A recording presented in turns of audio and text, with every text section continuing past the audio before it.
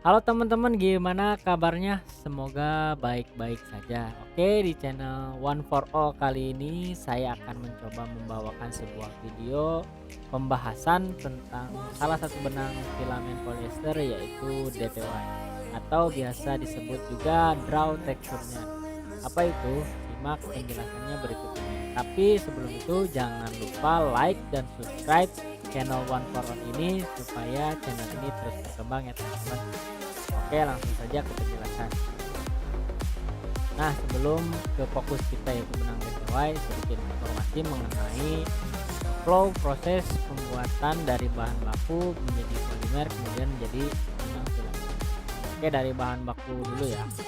Itu kita berawal dari PTA dan MEG. PTA itu apa sih? PTA itu pure terephthalate acid, bentuknya seperti bubuk serbuk. Kalau dianalogikan seperti terigu ya, tepung terigu seperti itu. Kalau MEG ini monoetilen glikol atau seperti gula cair. Nah, si PTA dan MEG ini dicampurkan di proses esterifikasi. Nah, di sini akan menghasilkan gugus ester. Kemudian gugus ester ini diproses di proses polikondensasi sehingga menghasilkan polimer.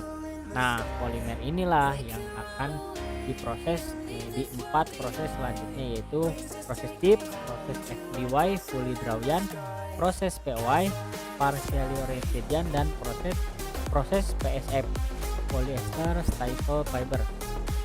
Nah, di sini perlu kita ketahui, dalam polimerisasi ini terdapat dua sistem, yaitu sistem indirect system dan sistem direct system. Di mana sistem indirect ini setelah polimer dijadikan chip, kemudian chip itu dilelehkan kembali melalui proses extruder dan menjadi polimer kembali, baru diproses menjadi PY dan FDY. Jadi tidak langsung ya. Kalau misalkan yang direct system itu polimer yang sudah jadi siap pakai itu disebarkan, didistribusikan melalui pipa transfer line ke FDY, POY, dan PSF sehingga bisa langsung diproses selanjutnya. Kenapa ada dua proses ini? Pertama ya jelas ada kekurangan dan kelebihannya masing-masing. Cuman di sini tidak semua perusahaan mempunyai proses polimerisasi. Jadi bagi sebagian perusahaan itu menggunakan bahan baku chip yang dibeli dari perusahaan yang memproduksi chip. Oke ya. Nah, untuk membuat benang DTY ini bahan bakunya adalah benang POY, sehingga tadi setelah diproses polikondensasi jadi polimer, kita buat benang POY. Setelah itu dijadikan benang DTY. Setelah jadi benang DTY, kita cek kualitinya, quality chemical maupun quality textile, dan kemudian diproses. Oke, selanjutnya teman-teman, draw texture yarn atau DTY adalah benang filamen yang mengalami proses texturizing sambil diregangkan sehingga menghasilkan sifat bulky atau efek tua. Proses texturizing dapat digunakan dengan metode valve twist atau anti-hand valve. Nanti kita jelaskan sambil lihat prosesnya.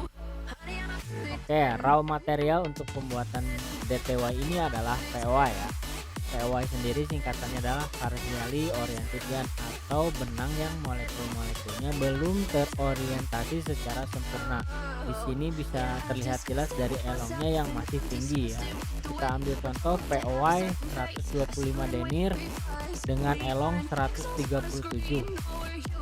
Jadi cirinya itu adalah elongnya yang masih tinggi. Bisa teman-teman lihat dan contoh yang lainnya ya.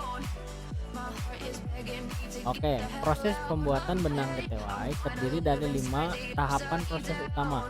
Kelima proses tersebut yaitu drafting, heating, twisting, stability, dan yang terakhir winding.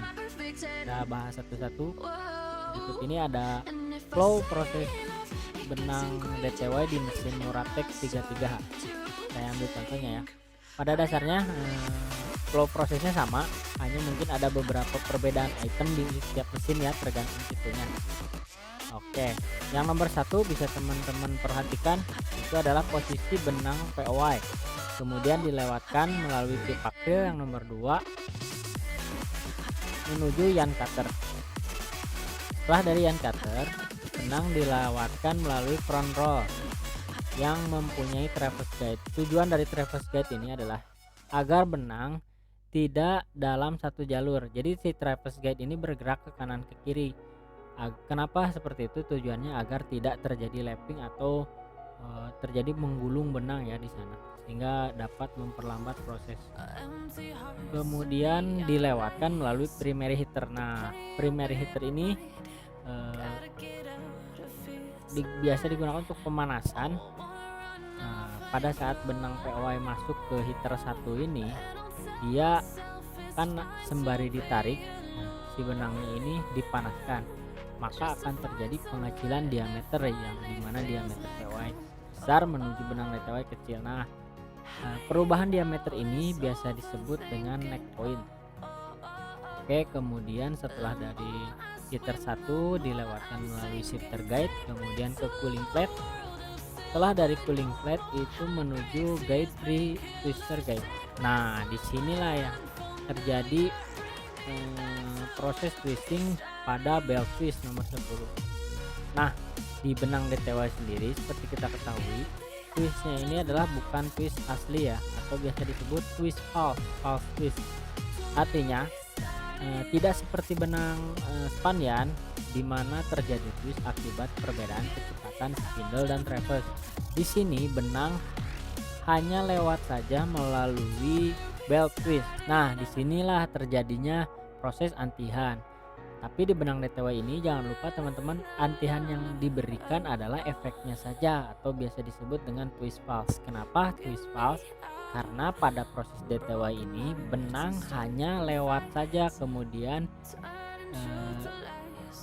hanya lewat melalui belt twist, tidak seperti benang spinning mill yang mengalami perbedaan kecepatan pada spindle dan traverse sehingga benar-benar terjadi antihan. Tapi kalau di proses DTY ini hanya lewat saja, tidak ada perbedaan kecepatan, hanya lewat terhadap belt twist. Seperti di linting seperti ini benang lewat, jadi yang terjadi hanya efek twistnya saja.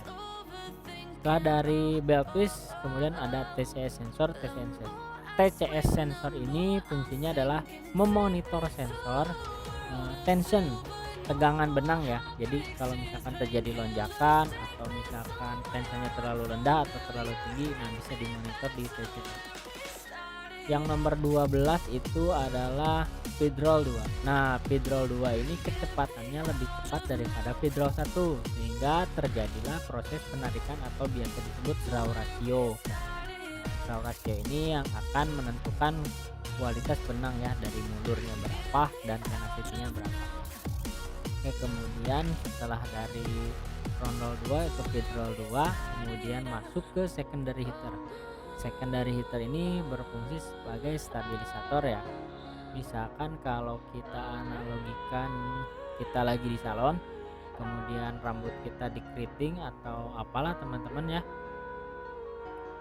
Nah, fungsi pemanasan di heater 2 ini agar membuat si kualitas benang atau misalkan tatanan rambut tadi pas di salon itu menjadi stabil. Kalau misalkan keriting ya keriting. Nah, kalau benang DTY ini misalkan kalau mulurnya segitu beritu, ruangnya segitu ya segitu. Itu jadi untuk stabilisasi. Kemudian masuk ke feed roll 3, kemudian feed roller 3, kemudian yan sensor. Nah, yan sensor ini cara kerjanya adalah seperti ini. Ketika terjadi putus benang, maka yan sensor akan mendeteksi hilang benang. Setelah mendeteksi tersebut, dia akan mengirimkan sinyal kepada yan cutter untuk memutus benang. Kenapa benang diputus? Karena kalau tidak diputus, dikhawatirkan pada salah satu bagian terjadi lapping atau menggulung benang ya. Nah, yang dapat menghambat proses jalannya DTY. Itu fungsinya teman-teman. Kemudian setelah dari yan sensor itu masuk ke roll oil. Nah, roll oil ini menentukan nanti oil pick up atau OPU, kandungan oil dalam benang. Ya, di sini yang berpengaruh adalah kontak length benang terhadap roll guide. Nah, di sini adalah fungsinya untuk kandungan oil dalam benang atau disebut OPU. Yang berpengaruh di sini adalah level oil, kemudian kontak length, dan juga kecepatan dari roll oilnya. Kemudian setelah dari oil masuk ke apron, dari apron ke take up roller, kemudian ion gauge center, dan jadilah benang DTY. Kira-kira seperti itu ya gambaran flow proses benang DTY di mesin murah. Oke, masuk ke drafting. Drafting terjadi karena perbedaan kecepatan di mana front roll 2 lebih cepat daripada front roll 1, sehingga terjadi rasio penarikan atau biasa dikenal dengan sebutan draw ratio. Itu ada rumusnya FR2 per FR1. Pengaruhnya ke benang apa saja? Bisa dilihat di contoh nomor 1, draw ratio semakin tinggi atau draw ratio tinggi terhadap take up tension. Ketika terjadi penarikan yang tinggi maka tensionnya akan semakin tinggi ya. Paham mungkin ya teman-teman ya. Kemudian yang B itu ada BF. BF ini adalah singkatan dari broken filament atau lebih dikenal dengan bulu. Nah, bulu atau broken filament terjadi karena adanya satu atau beberapa filamen yang putus. Misalkan dari 36 filamen ada 1, 2 atau 3 filamen yang putus sehingga menimbulkan bulu. Nah, ini bisa diakibatkan karena rasio penarikan yang terlalu tinggi. Kemudian tension tinggi sama seperti take up ya tadi. Kemudian trim rendah. Trim itu kekeritingan ya, atau misalkan kalau kita pegang dua ujung benang seperti ini kemudian kita dekatkan, nah ini dia akan melinting. Nah, kalau misalkan kita semakin rasio penarikannya semakin tinggi maka akan mengurangi jumlah trimnya. Kemudian elongnya akan rendah jelas ya, semakin ditarik semakin besar rasio penarikannya maka akan menurunkan elongation atau mulutnya. Begitu juga apabila draw rasio rendah maka yang terjadi adalah kebalikannya. Oke teman-teman, lanjut ke berikutnya, heating atau pemanasan. Pada proses texturizing terdapat pada dua bagian pemanasan, yaitu primary heater dan secondary heater. Bedanya di temperaturnya ya teman-teman, dimana primary heater ini 160 sampai 250 derajat dan secondary heater adalah 155 derajat sampai 200 derajat Celcius. Ini pun tergantung gimana jenis mesinnya, tidak semesti seperti ini. Contoh kita ambil analogi heater tinggi atau panas ya, krimnya akan besar. Kenapa krim besar? Kita menganalogikan polyester itu seperti plastik. Apabila dipanaskan dia cenderung akan mengkrim ya, seperti mengkeret gitu. Nah itu mengakibatkan panas tinggi akan mengakibatkan semakin banyaknya krim. Atau seperti tadi yang dianalogikan, di dua benang ujungnya didekatkan maka akan terjadi keringat. Apabila dengan heater panas tinggi maka keringnya akan semakin banyak. Kemudian bulu, jelas bulu sama seperti menarikan, sudah ditarik tinggi kemudian dengan panas tinggi maka dapat memperbanyak resiko filamen putus. Heater tinggi juga dapat mengakibatkan elong menjadi rendah ya. Kemudian yang nomor D itu dyeing menjadi lebih terang. Nah di sini kenapa sih panas tinggi bisa mengakibatkan dyeingnya menjadi light atau lebih terang? Karena dengan panas molekul-molekul yang ada di dalam benang itu bergerak jadi lebih ke kristalin. Nah sehingga zat warna yang masuk akan lebih sedikit dibandingkan dengan misalkan tadi sebelum kena panas ya, sehingga zat warnanya akan semakin sedikit masuk atau bisa disebut lebih terang. Kemudian tight spot itu seperti benang yang tertarik ya, kalau misalkan dipanaskan tinggi tight spotnya juga tinggi. Oke, kalau heater rendah berarti kebalikan dari yang atas ya. Kemudian twisting atau puntiran. Nah, proses twisting bertujuan untuk mendapatkan benang bentur yang mempunyai efek krim dengan bantuan penarikan dan pemanasan. Tapi ingat di sini teman-teman tadi sudah dijelaskan sedikit bahwa twist di sini adalah hanya efeknya saja, tidak twist seperti benang spandian ya, karena prosesnya dilewatkan pada belt twist, positor ataupun frictionless. Benang hanya lewat saja sehingga terjadi efek dari valve twist. Kemudian stability. proses stabilisasi ini setelah mendapatkan antihan terjadi pada heater 2. Prosesnya berfungsi untuk mendapatkan benang tekstur yang stabil sehingga benang tersebut tidak mengalami perubahan sifat. Tadi sudah dijelaskan dengan analogi di salon, benang kita sudah di keriting kemudian dipanaskan ya. Nah, tujuan di heater 2 pun juga sama agar si benang yang kualitinya sudah diperoleh itu tidak mengalami perubahan sifat.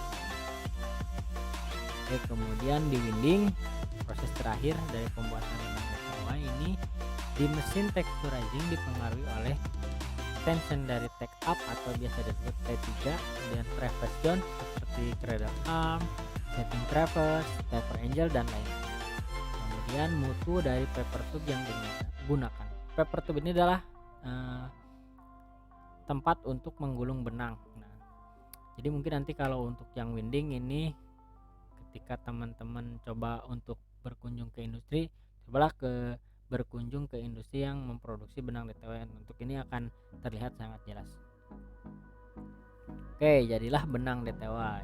Adapun informasi yang bisa saya bagikan tentang spesifikasi benang DTY adalah contohnya seperti ini ya.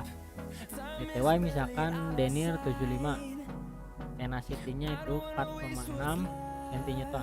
Apa itu tenacity? Sedikit saya bahas. Tenacity adalah kekuatan tarik benang, kemampuan benang menahan beban dari awal dikasih beban sampai sesaat sebelum putus. Dia sanggup menahan beban berapa? Nah, di sini angkanya adalah 4,6 cm. Kemudian elong apa? Tidak jauh seperti tenacity, hanya yang diukur di sini adalah pertambahan panjang. Apa bedanya elong sama elastis? Kalau elong itu setelah bertambah panjang ya sudah, kalau misalkan elastis dia bisa kembali. Jadi kalau elong itu adalah kemampuan benang bertambah panjang sampai sesaat sebelum dia. PU adalah oil up. Di sini untuk benang DTY rata-rata oilnya adalah di angka 2% ya. Kemudian selanjutnya di sini ada jenis-jenis benang DTY. Jenis-jenis benang DTY teman-teman sebenarnya banyak. Ini hanya sebagian kecil saja yang bisa saya informasikan ya. Contoh yang pertama intermingle. Apa sih intermingle? Intermingle biasa juga disebut interlace, intermingling ataupun intermingle. Jadi kalau kita ibaratkan filamen itu seperti sapu lidi, kemudian ada sapu lidi itu kan supaya nggak berantakan, supaya nggak pecah, itu diikat. Nah, fungsi intermingle ini adalah untuk mengikat filamen satu sama lain agar tidak terjadi pecah filamen, atau juga untuk memproses selanjutnya di proses tenun ataupun rajut. Oke, jenisnya adalah non intermingling. Kemudian intermingle ini terbagi menjadi 3, yaitu soft intermingle dan super atau hard. Perbedaannya hanya di jumlah knot, jumlah ikatan per meternya ya. Di soft ada 30 sampai 90 knot per meter, kemudian di intermingle ada 95 sampai 105 knot per meter, di super ada 100 sampai 115 knot per meter. Nah, nanti ini kenapa disingkat jadi SIM, IM, SUM, HIM itu ketika teman-teman ada label benang DTY. Nah, kalau misalkan SIM berarti soft intermingle, berarti kemungkinan knotnya ada 7 sampai 9. Kalau kodenya IM berarti knotnya ada sekian dan kemudian single hitter disingkat SH. Nah, di label benang kalau teman-teman menemukan SH, kode SH berarti dia pada proses pembuatan DTY-nya hanya menggunakan satu hitter saja, yaitu primary hitter ya. Sedangkan yang menggunakan double hitter itu dikasih kode DH. Selanjutnya ada benang bi-shrinkagean atau BSY. BSY ini adalah merupakan dua jenis benang yang digabungkan menjadi satu. Pada BSY ini biasanya POY yang digabungkan dengan DTY, di mana benang POY melapisi benang DTY, sehingga nanti akan menghasilkan efek bintik-bintik yang diakibatkan karena perbedaan mengkeret dari dua benang yaitu POY dan DTY. Kemudian ada spandek koperean. Nah, di sini biasanya benang yang luarnya dilapisi oleh bagian spandek. kemudian modifies BSY, benang BSY yang dimodifikasi, kemudian benang mikrofilamen. Benang mikrofilamen ini adalah benang yang denir per filamennya itu adalah di bawah 1. Contoh, denir 250, filamennya 288. 250 dibagi 288 itu pasti di bawah 1. Nah, kalau kalian teman-teman menemukan seperti ini, kasus seperti ini, itu berarti benangnya benang mikrofilamen atau filamen-filamen penyusun benangnya itu sangat kecil, sangat halus. Kemudian coarsion atau bisa disebut husky, ini benang-benang denir besar. Oke teman-teman, mungkin untuk kesempatan kali ini sekian saja yang bisa saya jelaskan. Jika ada pertanyaan atau penjelasan saya yang kurang jelas, bisa tinggalkan kolom komentar ya. Oke, sampai jumpa di video selanjutnya. Jangan lupa like dan subscribe, karena subscribe itu gratis ya teman-teman, agar channel One for All ini terus berkembang. Semoga bermanfaat. Sampai jumpa di video saya selanjutnya.